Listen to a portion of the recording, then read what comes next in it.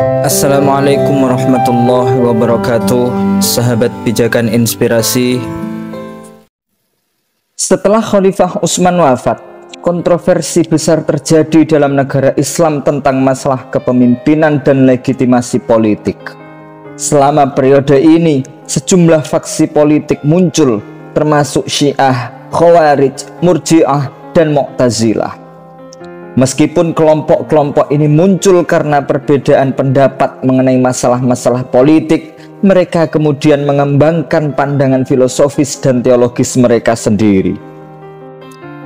Dari faksi-faksi tersebut, yang paling netral adalah Mu'tazilah, yang kemudian secara filosofis dan teologis sangat dipengaruhi oleh Wasil bin Atha. Menjadi salah seorang murid Hasan al-Basri, Wasil memisahkan diri dengan gurunya setelah keduanya berselisih sengit. Di bawah kendali Wasil, Mu'tazilah menjadi sebuah struktur filosofis teologis yang berpengaruh. Sangat dipengaruhi oleh politik Mu'tazilah dan pemikiran filsafat Yunani, Wasil dan para sahabatnya merumuskan doktrin Mu'tazilah yang berbeda berdasarkan pemahaman rasional dan penafsiran mereka tentang sifat Tuhan, zat, dan sifat Allah, konsep tentang kalam ilahi, serta tujuan penciptaan. Penafsiran filosofis Mu'tazilah tentang keyakinan-keyakinan dan konsep-konsep fundamental Islam ini ditentang keras oleh kaum tradisionalis. Namun mereka justru diterima secara positif oleh para elit Abbasiyah. Karena itulah para penguasa Abbasiyah terkenal seperti Harun ar-Rasyid dan putranya Al-Ma'mun sangat antusias dengan Mu'tazilah.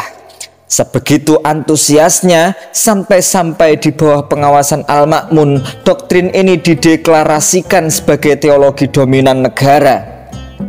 Pada saat itu, ketika ortodoksi telah dijauhi dan heterodoksi menjadi agenda harian, salah seorang teolog dunia Islam paling berpengaruh, Abu Hasan al-Asy'ari, muncul untuk membalikkan nasib Mu'tazilah. Abu Hasan Ali bin Ismail al-Asy'ari dilahirkan di Basrah atau sekarang Irak. Ia berasal dari sebuah keluarga muslim terkemuka yang silsilahnya terkait dengan Abu Musa al-Asy'ari, salah satu sahabat terkenal Rasulullah. Ayah al-Asy'ari, Ismail, sangat terpelajar dan dihormati warga Basrah. Ia meninggal dunia ketika al-Asy'ari masih remaja dan memaksa keluarganya hidup dalam kemiskinan. Al-Asy'ari muda mengalami kesulitan pribadi sampai ibunya menikahi Abu Ali Muhammad bin Abdul Wahab al-Jubba'i, salah seorang murid terkemuka Wasil bin Atha. Berbasis di markas Mu'tazilah di Basrah, al-Jubba'i sangat diakui sebagai salah satu eksponen besar Mu'tazilah.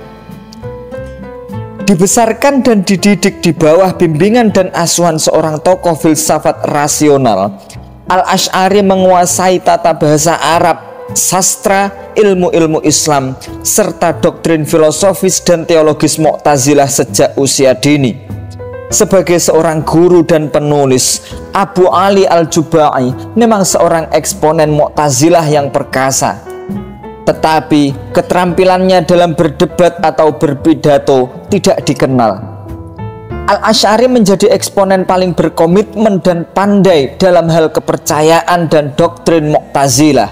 Bahkan ketika usianya baru 20-an, ia sudah cukup menguasai filsafat rasionalisme untuk bisa terlibat perdebatan dan diskusi mengenai poin-poin penting filsafat dan teologi Mu'tazilah.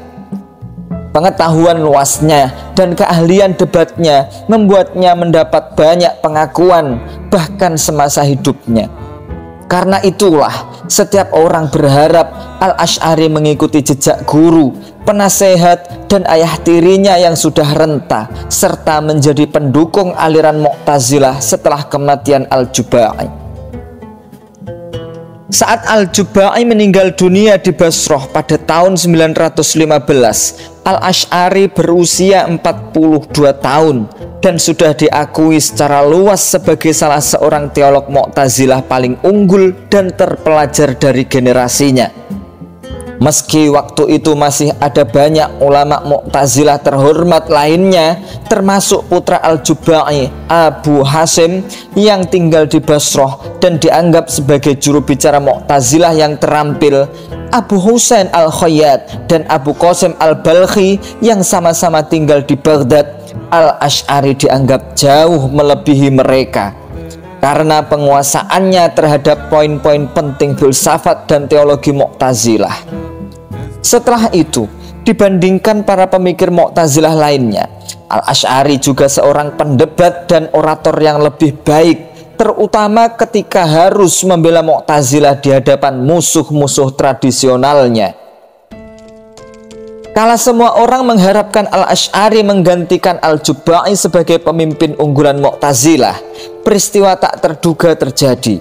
Menurut Al-Asy'ari, Nabi Muhammad SAW menampakkan diri dalam mimpinya dan menyuruhnya mendukung perjuangan ortodoksi Islam, bukannya mendukung perjuangan Mu'tazilah. Intervensi Rasulullah ini menurut Al-Asy'ari terbukti meyakinkan. Meskipun ia menganggap dirinya sebagai pembela doktrin Mu'tazilah, tetapi penolakan Rasulullah atas keyakinan dan praktek Mu'tazilah sangat mengguncang Al-Asy'ari. Oleh karena itu, ia pun mengurung diri ke dalam rumahnya sekitar 2 minggu, melewati sebuah periode pencarian jiwa yang intens dan akhirnya menerima pengalaman barunya.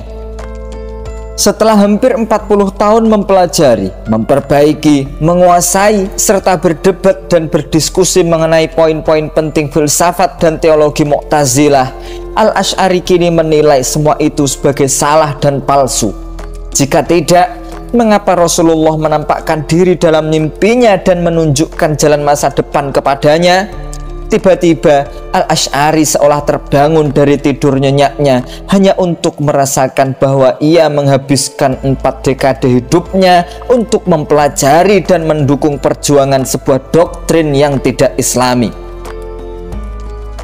Menurut Al-Asy'ari, kunjungan Rasulullah yang tak terduga ditambah cahaya dan berkah ilahi yang diberikan kepadanya membuatnya bisa menerima kesulitannya. Setelah 15 hari melakukan perenungan mendalam, introspeksi intens, dan penataan ulang intelektualnya, ia keluar dari rumahnya sebelum salat Jumat dan langsung menuju Masjid Jami' di Basrah. Ia melangkah ke mimbar dan memberikan maklumat bersejarah. Maklumat ini menandai permulaan dari berakhirnya filsafat rasionalisme dan kebangkitan tradisionalisme Islam. Dalam gayanya yang unik dan tiada bandingan, Al-Asy'ari menyatakan, "Dia yang mengenal diriku tahu siapa diriku, dan yang tidak mengenal diriku biarkan dia tahu aku adalah Abul Hasan Ali Al-Asy'ari. Aku selama ini mempertahankan pendapat bahwa Al-Quran diciptakan. Mata manusia tidak bisa melihat Allah dan setiap makhluk menentukan tindakan mereka sendiri. Ingatlah, sesungguhnya aku menyesal telah menjadi seorang pengikut Mu'tazilah.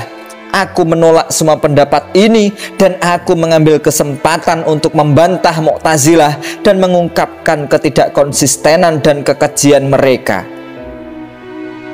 Penolakannya terhadap Mu'tazilah menjadi sebuah tonggak dalam sejarah intelektual Islam, karena garis pemisah antara ortodoksi Islam dan rasionalisme filosofis kini menjadi jelas, utamanya karena kalangan rasionalis Mu'tazilah kehilangan salah satu pendukung tertangguh mereka.